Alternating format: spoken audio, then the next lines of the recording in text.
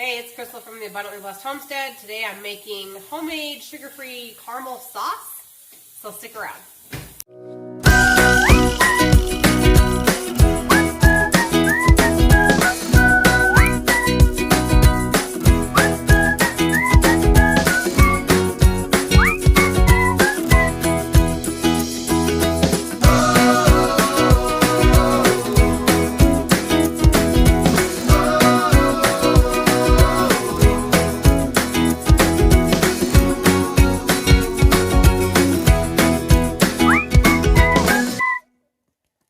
Okay, so to make this caramel sauce, you just need 4 ingredients and a saucepan.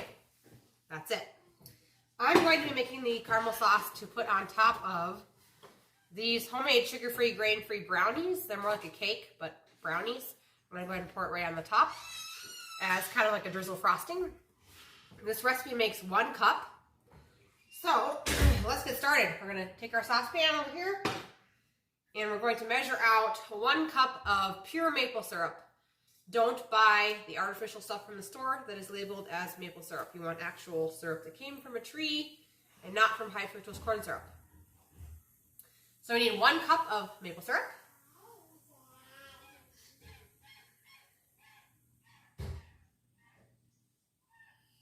Which is pretty much all I have left inside this container. It's going to go right into this saucepan.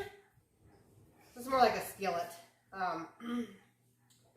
Then we're going to go ahead and turn this on to medium-high heat. And we're going to bring it up to a boil.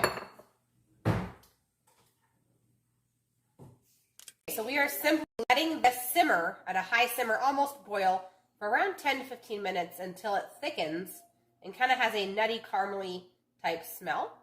Once that happens, we'll remove it from the heat and we'll add the other ingredients. I'm going to drop in that 2 tablespoons of butter, a 1/4 cup of heavy cream, 1/4 teaspoon of salt, and I'm just going to simply stir just enough for this butter to be dissolved. And this is going to seem really, really watery at first, but it actually thickens as it cools, so we're going to go ahead and pour it into a container and put it in the refrigerator. We don't want to stir this too much because you can make it so it won't set up enough to be a dip. So we're just going to stir it just enough. I'm just kind of chasing the butter around the pan here, trying to get it so that it melts and it's incorporated.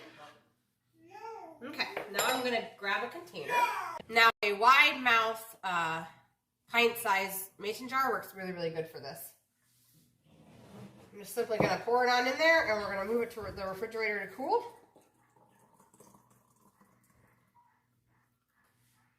And that's all there is to it, you guys.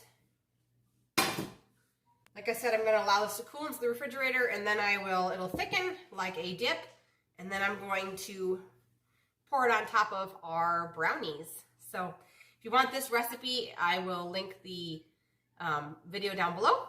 If you like these recipes of good treats with no sugar and grain-free, please like and subscribe to my channel. I'd love to have you part of the community. Thank you so much for watching, and I'll see you guys in the next one.